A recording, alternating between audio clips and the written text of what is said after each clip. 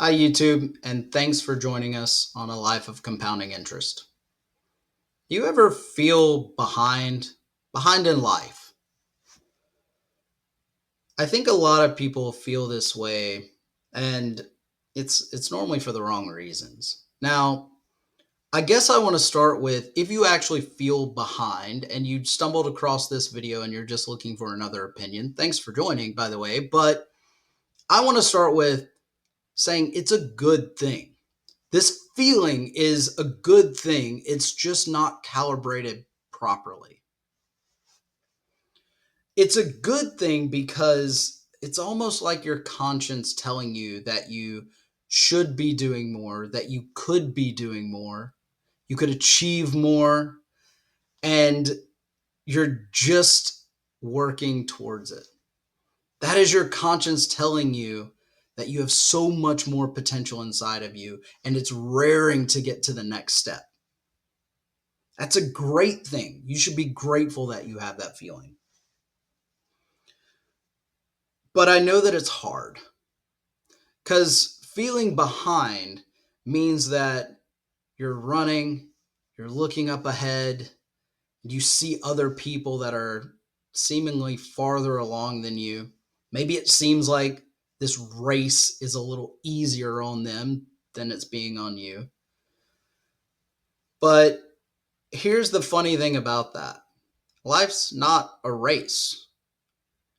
You probably are looking at people, your friends, your feeds, and even what people tell you that you should be doing right now and where you should be. You're probably looking at all of those things and they're not even heading to the same place, because life isn't a race, but it does head towards a destination, and it's a destination of your choosing. Now, many things in life are linear.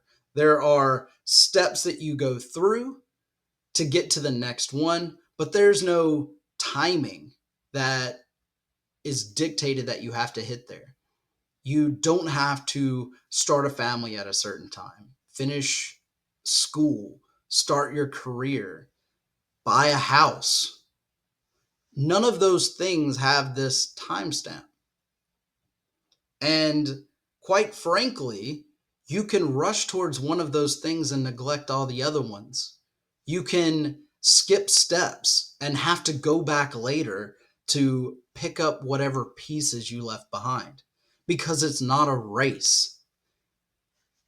It's not trying to get there faster, and it's not trying to beat anyone. Because if you wear yourself out trying to get ahead of someone else on a path that you don't even want to be on, that means that now you have to take time, figure out what direction you're actually going, and find your way to that path. You're not saving time at that point.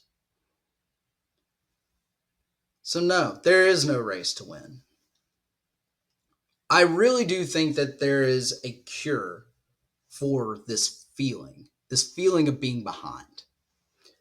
And the first action that helps cure this feeling is define where you are looking to go. Where do you want to go? Not where everybody's telling you. Where do you want to go? Where do you want to be? Where do you want to end up? And how fast do you actually want to get there?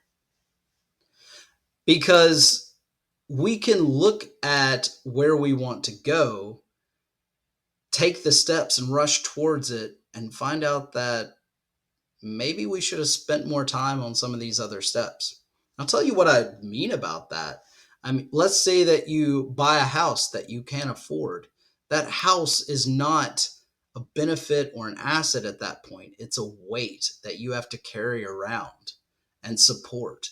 And you're building your life around a house when you can always move. Or maybe it's farther along in your career. Sometimes taking that promotion before you're ready does more damage to your career than spending a little bit more time at the level you were. And there's nothing wrong with that. I think we tell each other all the time that if an opportunity comes your way, you have to do it. Sometimes we genuinely know that we're not ready for that step, that we need to spend a little bit more time where we are, mastering things, taking in the sights of where we are to really get our footing to take that big next step. So, no, it's not about a race to a specific destination. Choose where you're trying to go. The other part is move with intention. Actually have a reason to go in the direction that you want to go. If you're going to put in more hours at work to get the promotion, have more money, make it worth your while. Make sure that it's something that you actually want. Because I think it's a real cop out. It's very easy to say, I want more money. You want more money for what? Money is a tool to get you the things that you actually need in life. Security, food, shelter, peace of mind. That's what money buys. And having more money won't buy that if you're not acting with intention. So you've got to not only define where you're looking to go, but do it with intention and actually do what's good for you. Because a bigger house may not be good for you. That job that is much harder work, causes more stress, may not be good for you just for the extra money. Sometimes rushing toward the family that you're not ready for, it's not in your best interest. It's going to cause problems down the road. So you're not behind. You're just where you're supposed to be in this race. You can speed up and slow down whenever you want. But the important thing is choosing your summit. If you imagine life as just this big hill and you're working to get to the very top and that's where your peak is. There's something on the other side of that. So choose your adventure. Do you sprint to the top of that hill? By the time you get there, you're exhausted and you're too tired to really enjoy the sights. All you want to do is take a nap. Maybe you take the longest possible route where you're slowly winding your way up this mountain. And when you get to the top, the sun's going down. The views aren't quite the same. Or maybe it's a beautiful sunset. Maybe you choose not to go the route with the peak at all. You want to go around it. Ground's level, path looks pretty easy. You're not really worried about hitting that tall peak. The views don't interest you. Whatever you choose, your destination isn't the peak. It's what's on the other side. And when you get to the other side, what experiences did you collect along the way? Did you make friends? Did you acquire wisdom? Did you create a legacy? Nobody gets to pick that adventure for you. And the great thing about it being your adventure is if you feel like you're on the wrong course at any point, you can change directions. And it won't make you behind. It will just be the next step in your journey. So please, cherish that feeling that you think you're behind. Because remember, your conscience is pulling you in some direction. But don't feel like you're behind someone else. I always like to say never envy what someone else has because you don't know what it took for them to get it. That nice car could be a lot of debt. A really big house could come with a really scary mortgage payment. That dream career can almost kill you. There are trade-offs all through life, sacrifices to get the things that we think we want and we think we need. So do it with intention. But please don't think you're behind. You're exactly where you need to be right now. You're exactly where you need to be to take that next step and make sure that you're heading in the right direction. If someone has done this part of the journey, ask them. They can tell you where the pitfalls are going to be, what's hard, what's easy, what they might have done differently. But that's just one step on your unique journey. So I really do hope that this helps somebody think about that feeling a little bit differently.